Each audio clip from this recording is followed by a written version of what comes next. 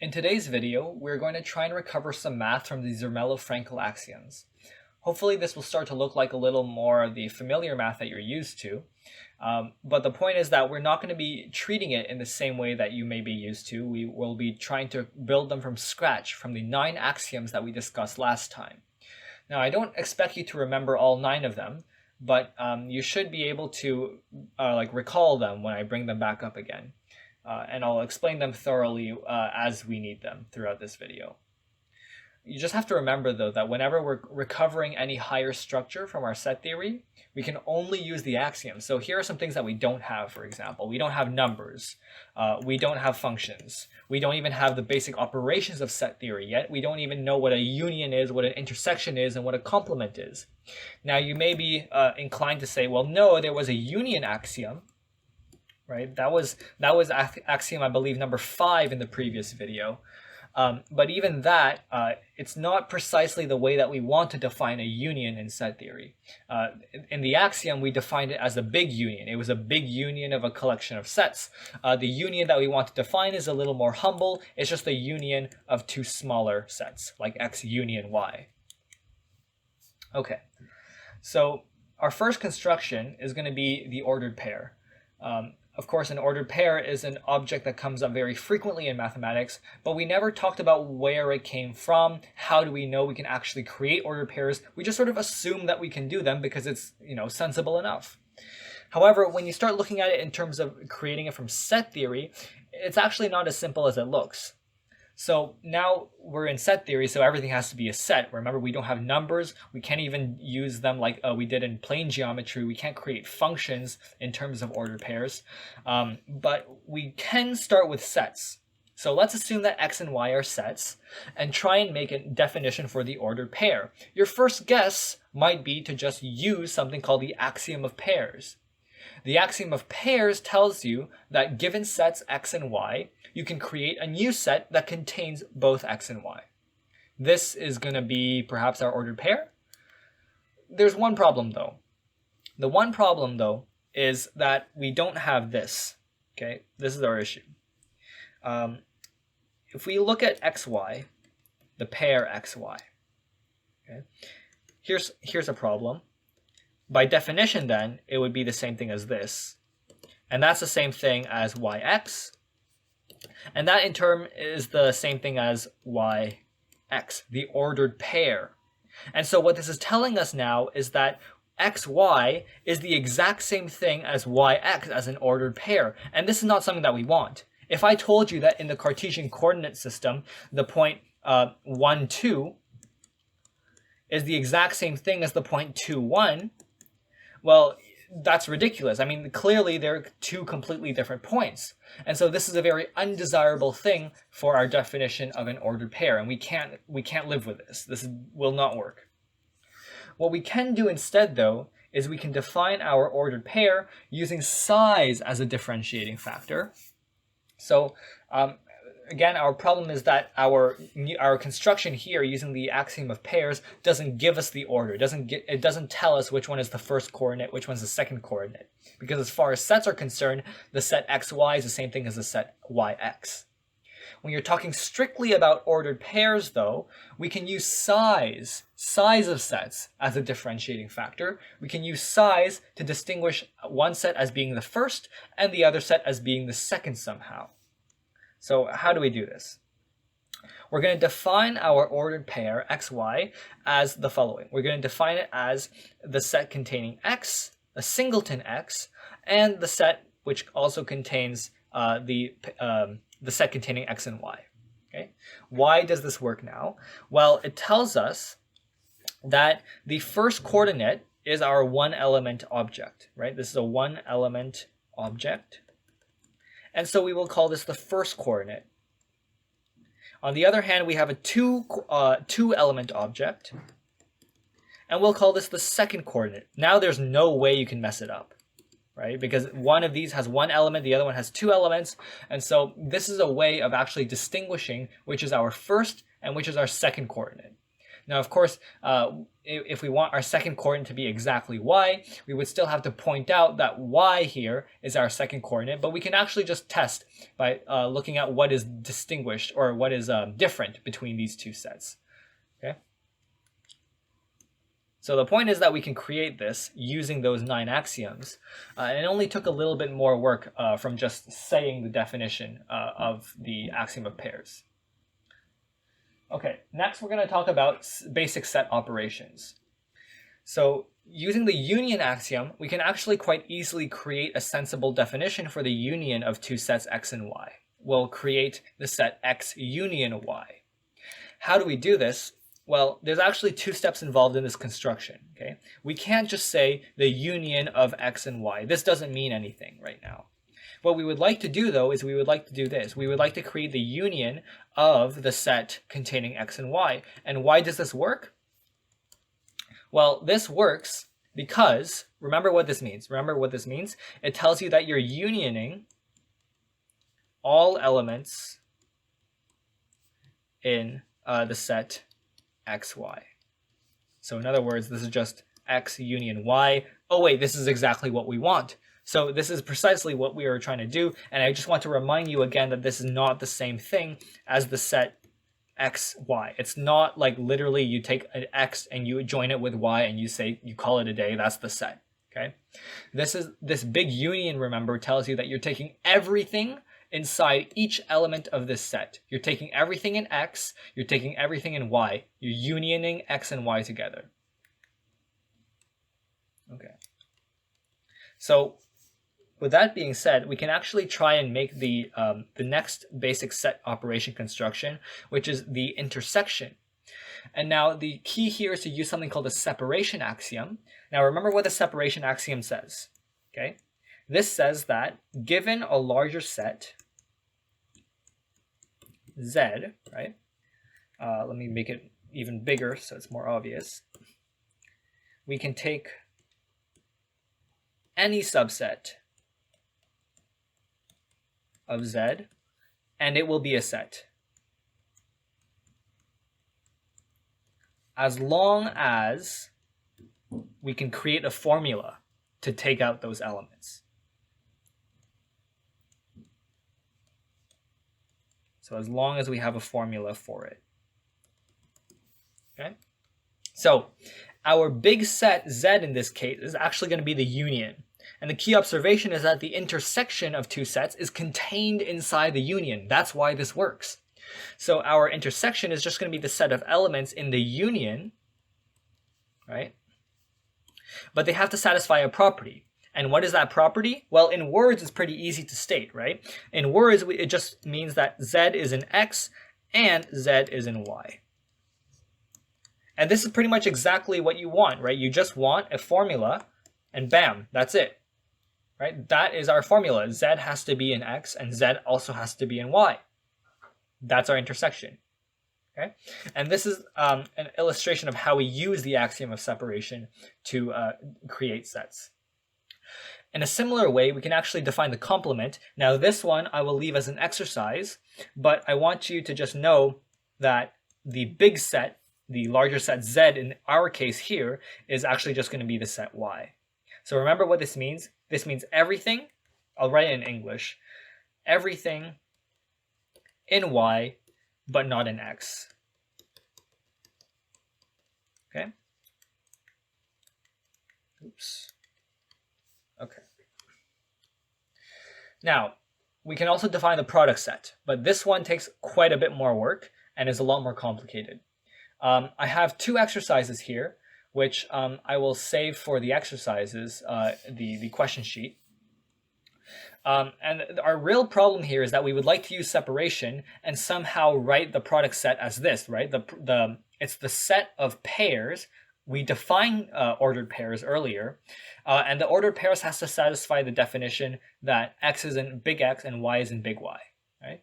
So here are the 2 exercises. We have to figure out a big set where the pairs come from, and then we also have to define the elements of the product set using a formula. And I want you to try and construct this formula. It has to somehow say there are sets X and Y, and x is in big X, y is in big Y, and the z's look like ordered pairs. Okay. More details about these two exercises are going to be given in the handout that comes in with next week's work. Okay. So those are all the constructions that I wanted to talk about in this video. For the remainder of the video, we're going to be talking about the 10th axiom, which I mentioned briefly last time. It's called the axiom of choice. Okay? And this is a very current, modern topic in mathematics. Okay? When we add the 10th axiom to ZF, we call it ZFC, C for choice. All right. Sometimes people will say, though, that the C comes from Cantor, because Cantor also had a hand in creating these elements, or justifying why this axiom needed to be in there. Axiom of choice itself is sometimes abbreviated as AC, and that's often how I'm going to write it. Now, I literally spelled it out here. This is exactly what the axiom of choice is, but it's a bit of a mouthful. So it reads, if you have a family of non-empty sets, I claim that there is a function from f to the union of f such that for every a in f, h of a is an a. Oh my goodness, this is a mess. Like, for one, I'm pretty confident that this alone is quite a bit to think about, right? Like, it's difficult to think about, firstly, what is a family of non-empty sets and what is a function from a family of non-empty sets to the union of a family of non-empty sets. But then there's this whole other condition here, which we haven't even started explaining. So all in all, this does seem like quite a mouthful, and this is why people are initially kind of adverse to accepting the axiom of choice, because it's so complicated that it doesn't seem like something you would be able to naturally accept. But we will actually decipher this now with a couple of examples to see why some people think this is obvious and why this should be taken as an axiom. Okay, so let F be a family of non-empty sets. So here I have a couple of sets. I have X, Y, and Z. F, remember, is just a family of them. So I'm going to take F to be the whole bunch, X, Y, and Z. And I've defined X, Y, and Z. X is the set of naturals, 0 all the way up until 4. Y is a set containing apple and pear. And Z is the set of all real numbers. What is the union of F? Well, that's just the union of every single one of the elements of F. So that is the union of X with Y with Z. And if I wrote it down explicitly, that would be 0, 1, 2, 3, 4, apple, pear, as well as every real number. Now, note that 0 is a real number and 1 is also a real number, so there is some redundancy here. In fact, all these numbers in X are sort of going to appear in Z as well. So we could really rewrite this whole thing as apple, pear, union with every real number. So that's really what the union of F is. So it is either a real number or a fruit, or apple or pear. Okay? So remember what that notation, F to union F, means. It means that we're going to take an element of F, which is either going to be X, Y, or Z, and we have to somehow assign to it a real number, or it has to be apple or pear. And here is where that condition, h of a is an a, comes in, right? We can't just assign x, y, and z in any way. What the axiom of choice tells us is that there is a way to assign each element so that when you take my set X, the element that I end up sending it to is actually in X. So what this means that h of x has to be either 0, 1, 2, 3, or 4, an element of x. H of y has to be either apple or pear, some element of y. And h of z has to be some real number, an element of z. Now, what does this mean? Well, the axiom then tells you, now remember, this is not a theorem. We're not actually proving anything here. I'm just illustrating an example as to why this would be obvious. The point is, you want to ask this question, so what? The stronger this question is, the more inclined you will be to accept this as truth, as an infallible truth, an axiom. So now we can clearly pick such a function without any issues. Look, I'll define it right now. H of x, let's set it equal to 0. H of y, we'll set it equal to apple. And h of z is going to be, I don't know, 2. Okay? So clearly, or let's do root 2. Okay? So clearly, I've created that choice function h. The axiom of choice tells me, though, that I didn't even need to do this. Without even having to do anything, I could have just not written anything. The axiom of choice tells me that I can assume this function exists. So this seems pretty obvious now. Why was it not in the original list? Why does it cause so much controversy? Well, here's where it becomes a little more complicated. It says essentially that if you have a bunch of baskets and the baskets have objects in them, then I can basically choose an object from each basket. I can say, okay, pick something in X, pick something in Y, pick something in Z. Not all of them, but one real. In particular, I picked root 2 in my example. Okay, maybe I should be consistent and pick 0. Here we go. There we go. All right. So this is a choice, right? It's a way of assigning each basket an element of itself. So here I picked 0, here I picked apple, here I picked root 2. Easy enough.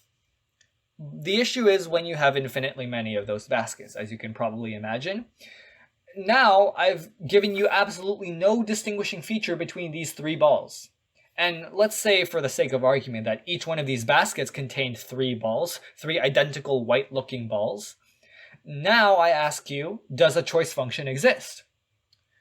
Well, you might start and try and define this function by saying, okay, I'll just pick one from each basket. I'll pick this guy, maybe this guy, this guy, this guy, this guy, and so on. But how would you convey to me which ball you picked from each basket?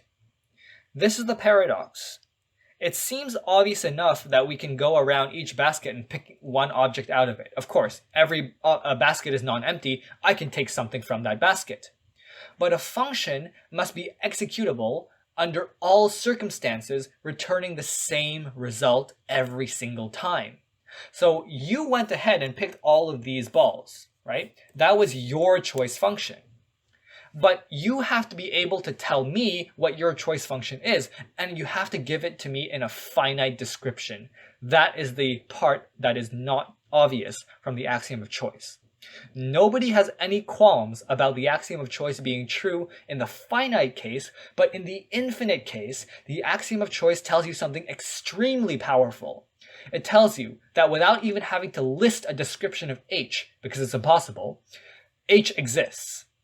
This is concerning to a lot of mathematicians. The fact that I claim something exists and I can never produce it, not in a capacity that would be actually useful to someone else. And although it may seem like a sort of babyish or childish axiom or a weird thing to fight about, this axiom turns out to play a critical role in a lot of important proofs of a lot of important pieces of mathematics. This is the controversial part about axiom of choice, and we'll discuss it a lot more in our next live session. So I want to just give you a bit of a heads up of where we're going from here. The first thing that we're going to see is that the axiom of choice breaks all of math. It literally creates things that make no sense. In particular, one of these examples that we're going to consider is called the Banach-Tarski paradox. Okay, so if you're curious, you can go and look that up. But it is also extremely important to a lot of other pieces of math. In particular, every single branch of math has some results that depend on a form of AC. What do I mean by a form of AC? Well, that is something that you will have to wait for because there's a lot to be said about forms of AC. And so the questions that we're going to be heading into next week with are, how does AC exactly break math? Why do people still believe it is a necessary axiom? Not just a useful axiom, but a necessary axiom. And a more sort of meta question about all this is there even a difference between ZF and ZFC? Why can ZFC do some things that ZF can't? And are those things that ZFC can do that ZF can't do, are they actually that important for math? Okay, so those are the questions that I want you to have in mind. It's a little more philosophical than we've been in the previous weeks, but this is really getting to the heart of set theory and what basic mathematics is all about.